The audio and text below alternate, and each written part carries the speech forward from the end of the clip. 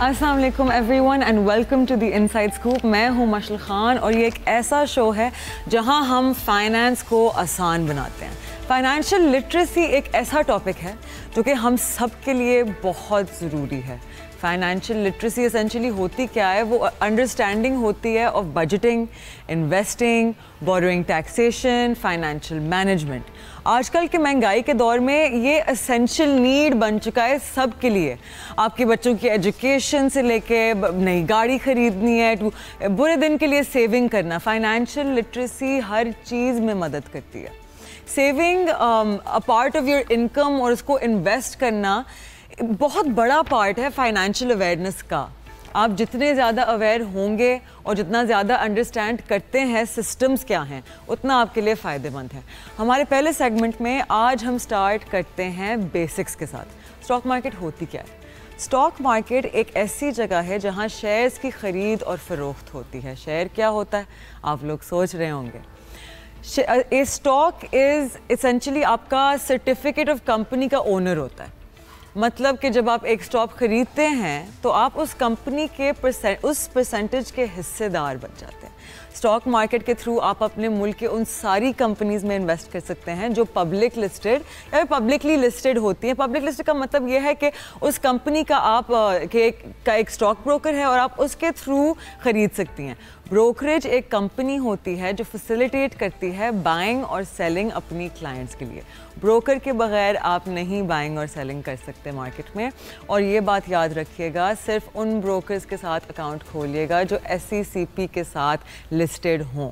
Remember, हमेशा अपनी research कीजिए। कहीं भी इन्वेस्ट करने से पहले रिसर्च करना is very important. Please scams के लिए do not fall for scams जो आपको बड़े बड़े रिटर्न्स प्रॉमिस करते हैं, 70%, 80%। फाइनेंशियल लिटरेसी को सीखने के काफ़ी सारे तरीके हैं, बहुत सारे वेज हैं कि आप फाइनेंशियली लिटरेट हो जाएं। और ऑफ कोर्स हमारा ये शो एक तरीका है जहां हम हमेशा फाइनेंशियल स्पेस के लीडर्स को लाते हैं। हम जो कहते हैं वो सुनिए, समझिए, और नहीं समझ आती तो इंटरनेट और AI का दौर है, हर चीज़ कुछ क्लिक्स में होती है।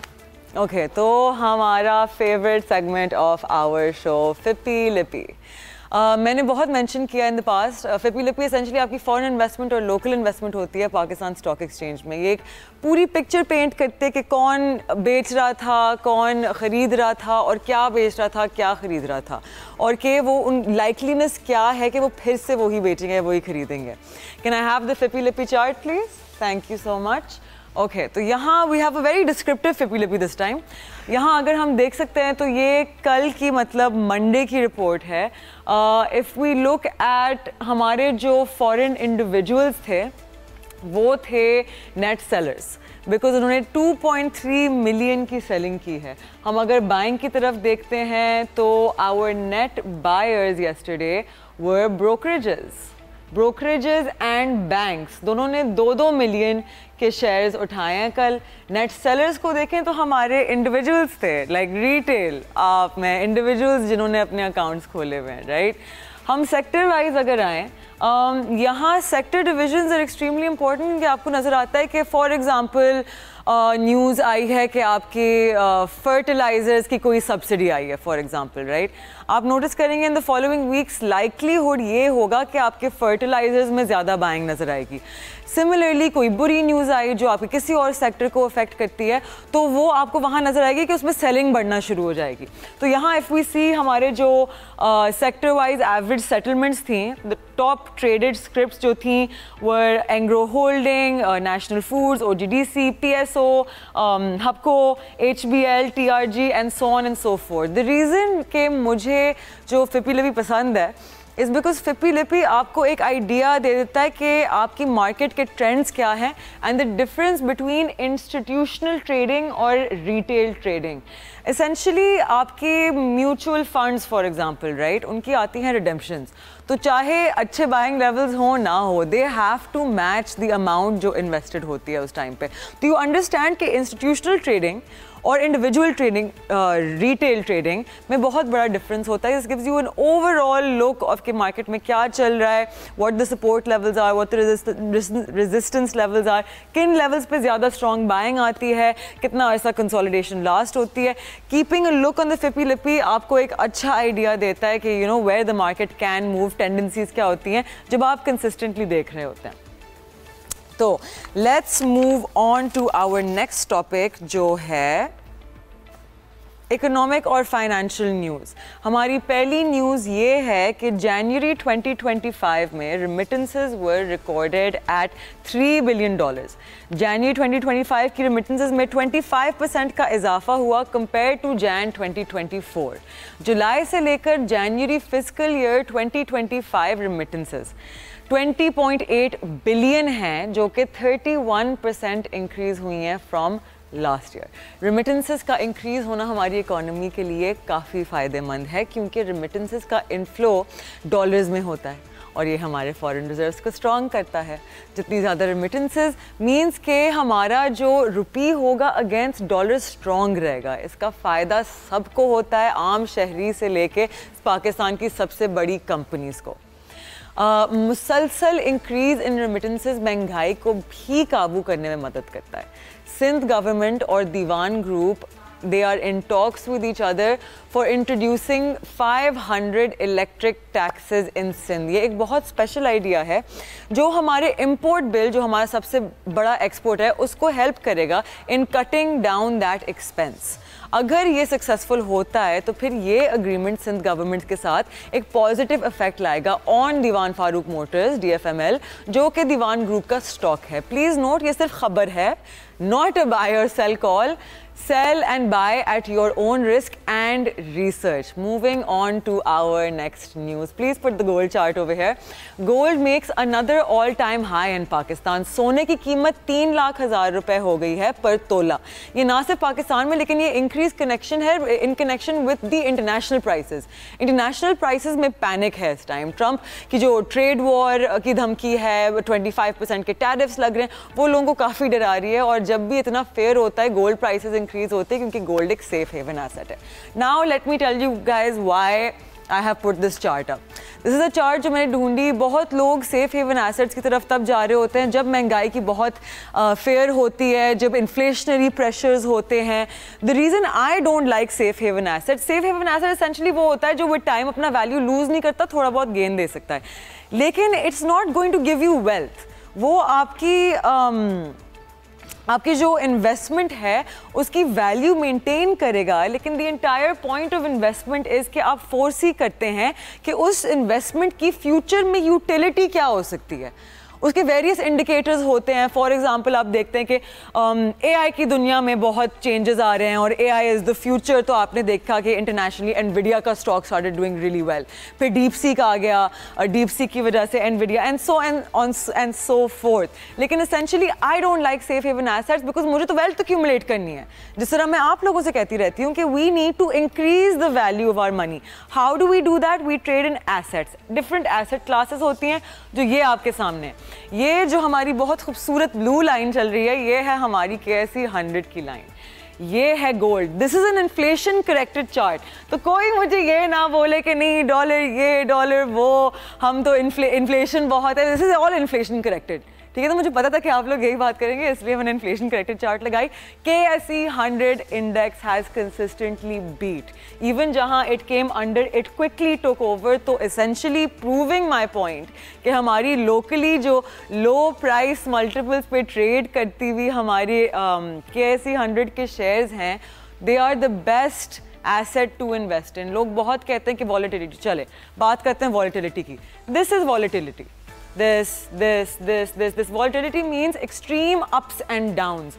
लोग बहुत डरते हैं बिकॉज एसेंशली जब आप इन्वेस्टमेंट करते हैं ना, सीजनड इन्वेस्टर्स जो होते हैं उनको खोल के चार्ट देखने की ज़रूरत नहीं होती because they look at there stocks. वो कंपनीज देखते हैं और वो उन कंपनीज में इन्वेस्ट कर रहे होते हैं. उनको पता होता है कि आज या कल या परसों या 10 साल बाद इस कंपनी की वैल्यू वही है, लेकिन लोगों का समझना और नोटिस करना उस वैल्यू को is what is important. That is what makes आपके shares go up and sooner और लेटर पीपल विल एडजस्ट. क्योंकि जहाँ यूटिलिटी होती है, जहाँ वैल्यू होती है, people do pick up on it eventually, आज या कल की बात होती है. तो even if you see the volatility, look at what you're getting out of it. चलें, even if you say कि यहाँ इतनी प्राइस गिरी, फिर भी आपके गोल्ड के करीब चल रही थी ना. फिर जब ऊपर गई, देखें कि गोल्ड से कितनी दूरी थी. तो जितने लोग कहते हैं कि gold is safe, gold is safe, gold is safe, I want you to take a look at this chart. अगर आपने वही अमाउंट इन्वेस्ट की होती KSE 100 के किसी इंडेक्स फंड में, फॉर एग्जाम्पल, आपने खुद बैंक सेलिंग नहीं करनी, आपने इंडेक्स फंड में की होती, this is how much more money you would have made. Look at this, look at that difference. So do अपनी रिसर्च किया करें, ये सारी चीज़ें देखा करें. It's very important. It gives you a total outlook, because essentially हमारे पाकिस्तान में जब हम बात करते हैं इन्वेस्टमेंट की, तो बहुत लोग ट्रेडिशनल हैं अबाउट इन्वेस्टमेंट, क्योंकि हमारा इतना कल्चर नहीं है. फॉर एग्जांपल इंडिया में बहुत कल्चर है अबाउट इन्वेस्टमेंट, राइट. एंड ये हमारी नेबरिंग कंट्रीज़ हैं. हम इतना फॉल बिहाइंड क्यों करते हैं? वहाँ उन्होंने हिस्सा बना दिया है ऑफ लाइफ के वो हर वक्त उनके एक्टर्स, उनके क्रिकेटर्स, उनके influencer always posting so much about investment. Why? Because investment आपकी ओवरऑल इकोनॉमी को हेल्प करती है. It's the circulation of money. Eventually वो चीज़ रिएक्ट करेगी in the face of GDP growth, economic growth, imports versus exports improve होंगे, क्योंकि आपकी इंडस्ट्रीज बढ़ना शुरू हो गई.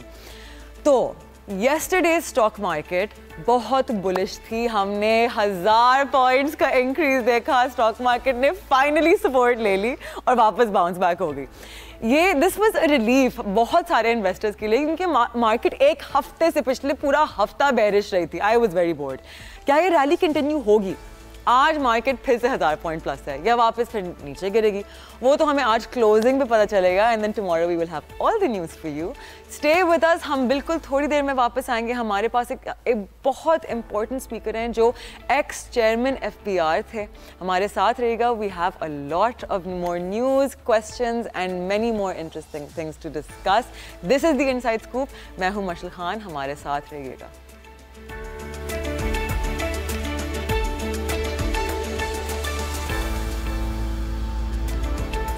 Welcome back. This is the inside scoop. मैं हूँ मशल खान. मैं बात करना चाहती हूँ आप लोगों say about what is called compounding. ये एक ऐसा फिनोमेनॉन है जिसके बारे में वॉरेन बफेट, बहुत बड़े इन्वेस्टमेंट और स्टॉक मार्केट के गुरु हैं, वो बहुत बात करते हैं.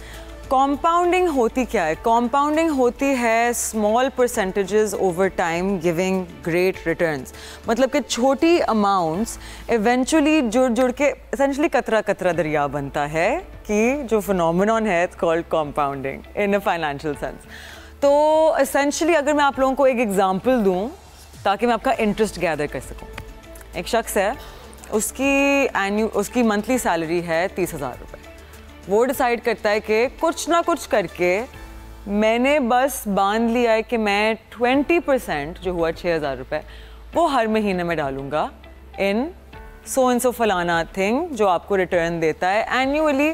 नॉर्मल रिटर्न, ठीक है, mix money market, fixed income, equity का मिक्स कोई फंड, और वो देता है मुझे 20% एनुअल इनकम.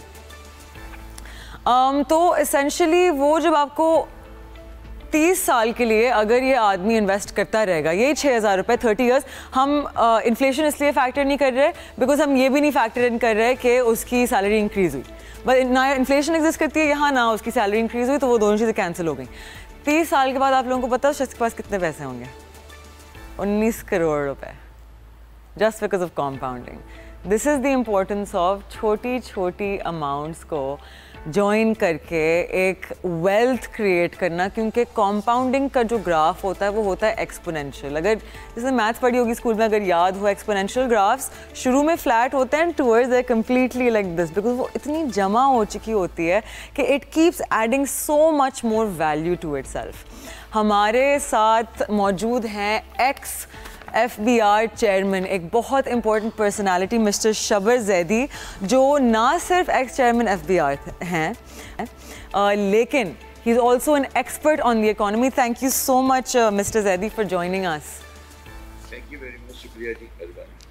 सर, मुझे आपसे पूछना था कि कौन से स्टेट ओन्ड एंटरप्राइजेज हैं जो गवर्नमेंट को सबसे पहले प्राइवेटाइज करने चाहिए, और PIA की प्राइवेटाइजेशन में इतनी देर क्यों हो रही है? बिस्मिल्लाहिर्रहमानिर्रहीम. देखिए, 3-4 चीज़ें जो तो जानी चाहिए. पहली है स्टील मिल, दूसरी है पीआईए और तीसरी है किस्कोस जो कि बिजली डिस्ट्रीब्यूट करती है। ये तीन चीज़ें तो हमें इमीडिएटली प्राइवेटाइज कर देनी चाहिए। पीआईए की जो प्राइवेटाइजेशन है उसमें डिले इसलिए हो रही है कि जो एक पार्टी ऑफ द गवर्नमेंट है पीपल्स पार्टी, वो उसमें एग्रीएबल मेरे हिसाब से नहीं है।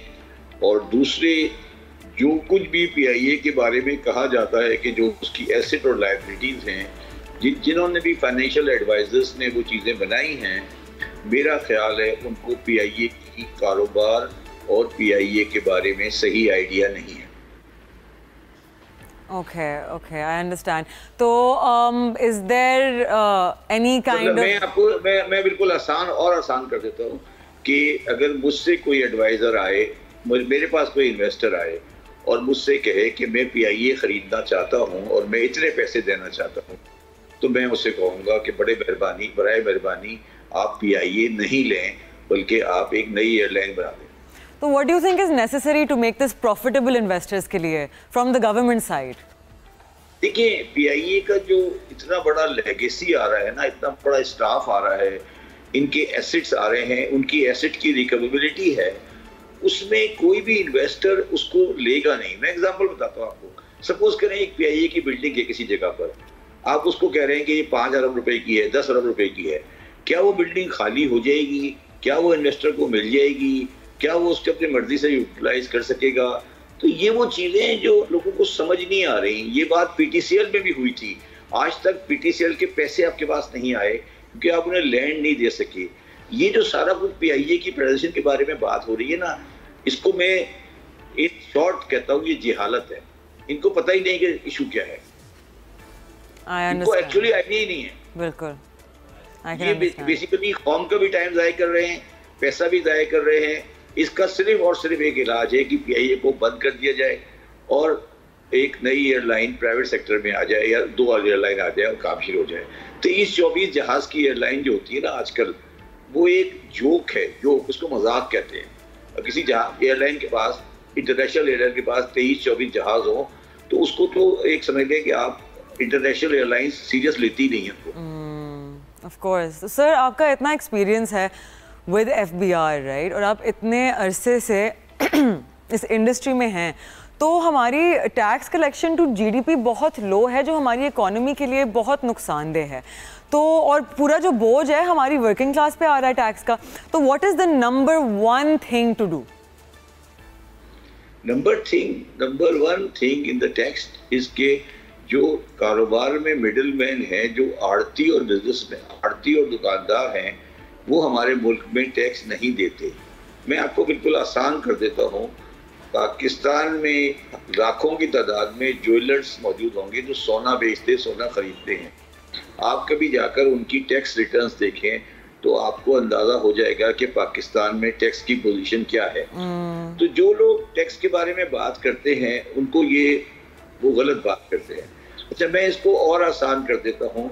आप बात कर रही हो कि दुकानों से टैक्स कितना आना चाहिए जी। मैं आपसे सवाल करता हूँ, कल किसी को बुलाइएगा सदर की दुकानों में या आजम प्लॉट मार्केट की दुकानों में या राजा बाजार की दुकान में, और उससे पूछेगा यार टैक्स तो बाद में लेंगे, तुम ये बता दो कि दुकानें हैं कितनी।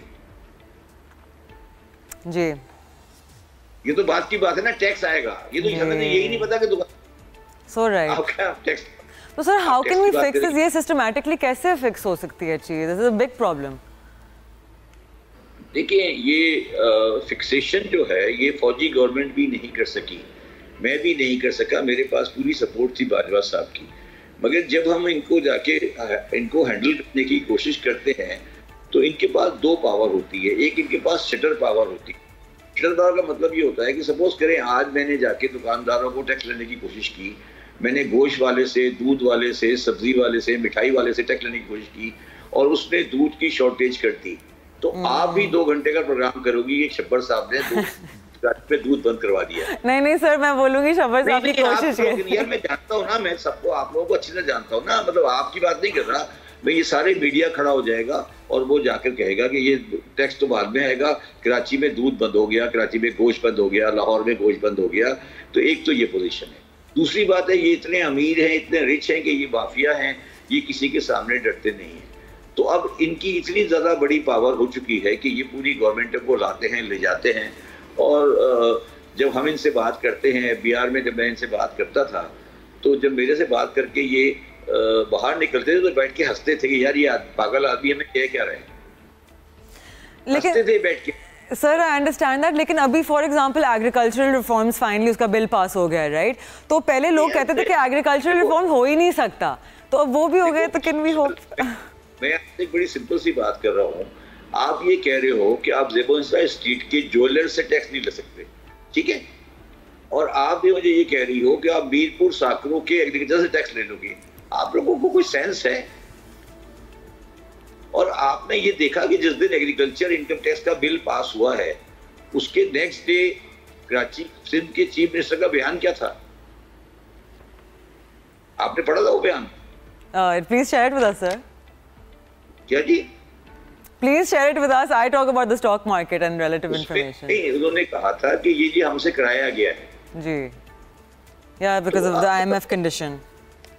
हाँ, तो मुझे ये बताइए कि अगर आप कह रहे हैं कि हम उसको ओन ही नहीं करते, तो आप कैसे आप कह सकते हैं? तो आपको लगता है कि taxation is going to be a consistent problem हमारे मुल्क में और उसको ठीक करना इज वेरी डिफिकल्ट? नहीं, देखिए बात ये है कि ये तो बार बार आप कह रही है कि टैक्स प्रॉब्लम है। देखिए, अब जो माशरा जो है हमारी लोगों की, आपने मुझे बात की कि सैलरी पे आ रहा है, अब माशरा इस लेवल पर आ गया है, सोसाइटी इस लेवल पर आती है कि वो अब इन चीज़ों को तब्दील करेगी। और जो चीज़ तब्दील करेगी वो करेगी टेक्नोलॉजी। मतलब आप देखें ना कि पहले आप शायद जो मिडल मैन था, रिटेलर था, होलसेलर था, उसका रोल बहुत ज़्यादा था सोसाइटी में, 100% रोल था उसका। मगर आहिस्ता आहिस्ता टेक्नोलॉजी से वो कम होता जा रहा है। और जब टेक्नोलॉजी आती है तो आपकी डॉक्यूमेंटेशन खुद ब खुद इम्प्रूव हो जाती है। तो एक डिफरेंट प्रोसेस से ये सिस्टम आएगा।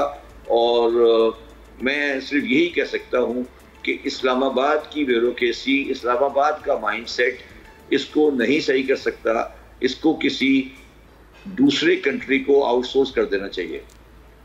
आई सी, ओके। एंड आपको क्या लगता है कि टेक्नोलॉजी और AI पाकिस्तान के टैक्स फ्रॉड्स को किस तरह हेल्प कर सकता है to automate the system, if at all?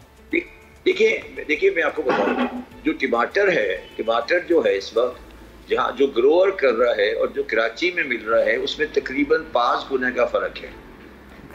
5 गुने का फ़र्क है। अब AI जो है उसके पास भी अवेलेबल है, AI हमारे पास भी अवेलेबल है। अगर उस AI के तहत कम्युनिकेशन प्रॉपर हो जाए, इंफॉर्मेशन डिसेमिनेट हो जाए, आप अपने चैनल पर बिला वजह के प्रोग्राम नहीं करें, बल्कि आप ये बताएं कि टमाटर की पहलू मीरपुर खास में क्या है और कराची में क्या है, बार बार उसको स्लाइड करें, तो ऑटोमेटिकली मसला हल हो जाएगा। आप कश्मीर पे प्रोग्राम करती रहेंगी, आप गजा पे प्रोग्राम करती रहेंगी। नहीं, हमारा वो है ही नहीं। We have a financial awareness show sir. The whole point is to bring the Awam toward investment. लोग इन्वेस्टमेंट की तरफ आएंगे तो उसका मतलब है आपको डॉक्यूमेंट होना पड़ेगा, आपको अपना टैक्स दिखाना पड़ेगा। तो that is what we are trying to do on the show. मैं यही कह रहा हूँ ना, अगर आप इसको ट्रांसपेरेंट करेंगी, सही हो जाएगा। तो ट्रांसपेरेंसी तो हमारी है, हमारी जितनी information, this is real time information. नहीं, मैं ये कह रहा हूँ ना, सपोज करें अगर सुबह 3 स्लाइडें चल जाएं कि भाई आज इंटीरियर सिंध में सब्जी की प्राइस ये थी मंडी में और कराची में प्राइस ये थी, तो वो प्रेशर इतना बड़ा होगा कि वो ज्यादा प्राइस नहीं ले सकेगा। और मैं आपको एक बात बताऊं, 1970s 80s में ये चीजें चला करती थी, ये सब बंद कर दिया गया ना जी। ये मुल्क तो लुटेरों के हवाले कर दिया गया ना जी, बेसिकली ये सारी चीजें। अगर आप टीवी देखें, पुराने वाले देखें, तो एक रेडियो में प्रोग्राम हुआ करता था मार्केट की खबरें, उसमें ये आता था कि आज दूध की प्राइस क्या है, इसकी प्राइस क्या है, इसकी प्राइस क्या है, हैदराबाद में क्या है, कराची में क्या है, सांगड़ में क्या है, खाने वाले में क्या है, तो वो फिर आप इसे ट्रांसपेरेंसी लाएं। अब उसके साथ सर वो मीडिया सेंसरशिप इतनी हो गई है ना, internationally media is protected, they are autonomous, उनको इजाजत होती है कि as long as news honest हो वो लाई जाए। यहाँ तो in our country sadly media की सेंसरशिप बहुत है। मेरी बात देखो, आप गलत बात कर रही हो। आपको कोई रोकेगा कि सांगड़ की प्राइस और कराची की प्राइस आप डिस्कस नहीं करें? ये तो आप बेकार की बात कर रही हो ना। नहीं नहीं, मेरा तो शो प्राइसेस टमाटर की प्राइसेस पे है ही नहीं, we don't talk about that, so I will convey to the relevant person. आप तो एक हाई एंड किस्म की एंटरटेनमेंट का कॉन्सेप्ट चला रहे हो ना बेसिकली, कि यार ठीक है कराची में बैठे हम रोते गाते रहेंगे कि ये हो रहा है, ये हो रहा है, ये हो रहा है। हम ये नहीं देख रहे कि भाई ये जो ग्रोअर है वो कितने में ये टमाटर, आलू, प्याज, दूध बेच रहा है और कितने में ये प्राइस बिक रही है कराची में। दरमियान में मिडल मैन पैसे बना रहा है, उसका कोई मैं नहीं कह रहा वो सही करे, कम से कम पब्लिक को ये पता तो होना कि यार ये 10 टाइम का फर्क है, 5 टाइम का फर्क है, 6 टाइम का फर्क है। और तो फिर लोग उसको कैच करेंगे, लोग उसको पकड़ेंगे, AI लगाएंगे, चीजें करेंगे। ये हमारा जो मसला है वो ये नहीं है कि हमारा दुकानदार चोर है, हमारा मसला ये है कि हमारा जो सोशल ऑर्डर है, जो हमारा सोसाइटी का फैब्रिक है वो टूट गया है। बिल्कुल हम ईमानदार लोग नहीं हैं, हम इंटेलेक्चुअली करप्ट लोग हैं। Yes, that's a very valid point. नहीं, that's a very valid point sir, that's a very valid point. आपके पास डेटा है, अगर आप डेटा को डिसेमिनेट नहीं करना चाहते। मैं मिसाल देता हूँ आपको और चीज की। आप मुझे बताएं कि कराची में गवर्नमेंट स्कूलों नहीं sir, I just want to make this clear, आप जनरल बात कर रहे हैं या आप like if you are speaking to me? जी sir, let's return to the conversation of the stock market. अभी जिस तरह से हमारी पिछले 1 साल में इतनी बुल रैली चली है और बहुत सारी नई एंट्रीज आई हैं into the stock market, 3 lakh accounts से 4 लाख अकाउंट्स से ज़्यादा हम क्रॉस कर चुके हैं, तो आपको क्या लगता है कि अगले 6 से 12 महीने में हमारी स्टॉक मार्केट किधर होगी? देखिए, मैं कभी स्टॉक मार्केट के बारे में कमेंट नहीं करता। ओके। और मैंने कभी जिंदगी में कोई शेयर नहीं लिया। 4 लाख शेयर की अगर आपका क्रॉस है, आपको पता है कि इंडिया में सिर्फ रिलायंस के 30 लाख शेयर होल्डर हैं। जी ऑफ कोर्स। ठीक है, तो 4 लाख शेयर के साथ आप किस दुनिया में बैठी हैं? वहाँ तो systematic investment plans are a big part of the culture essentially India में। That's exactly what we're trying to bring is show people के इन्वेस्टमेंट आपकी नॉर्मल जिंदगी का एक हिस्सा होना चाहिए।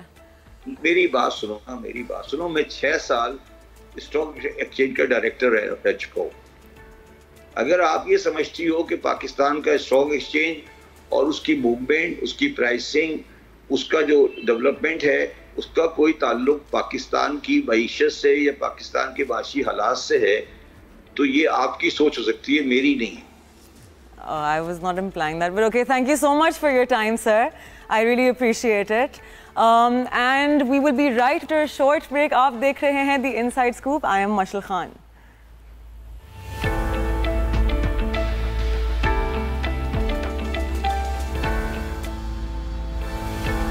Welcome back to the inside scoop. मैं हूं मशल खान और ये है वो एक शो जो आपको सबसे लेटेस्ट फाइनेंशियल न्यूज़ देता है, keeps you up to date और आपको बताता है कि इसका असर क्या होगा ऑन योर वॉलेट। अभी हम बात कर रहे थे मिस्टर शबर जैदी साहब से, जो PSX के डायरेक्टर भी रह चुके हैं और एक्स चेयरमैन FBR थे। तो एसेंशली एनीवन जो उस पोस्ट पे होता है उनके ऊपर बहुत रिस्पॉन्सिबिलिटीज़ होती हैं, राइट? और ये बहुत पढ़े लिखे वो लोग होते हैं जिनको पता होता है कि स्ट्रक्चरली हमारे मुल्क में what is going on and what is not going on, क्या झूठ बोला जा रहा है, क्या सच है। Naturally the nature of our show is सच कि हमारे लिए वो सारी न्यूज़ रेलिवेंस रखती है which is about investment, which is about आपकी फाइनेंशियल मार्केट्स, आपकी different asset classes.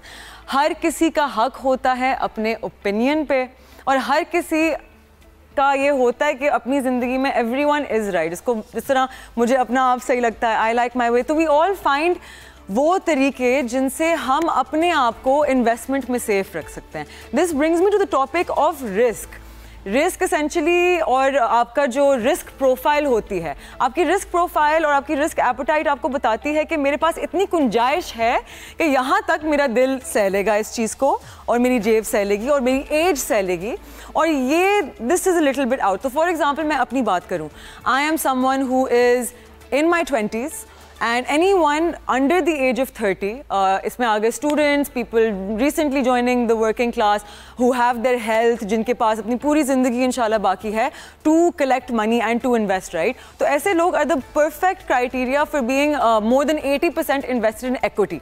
Equity is like stock market shares.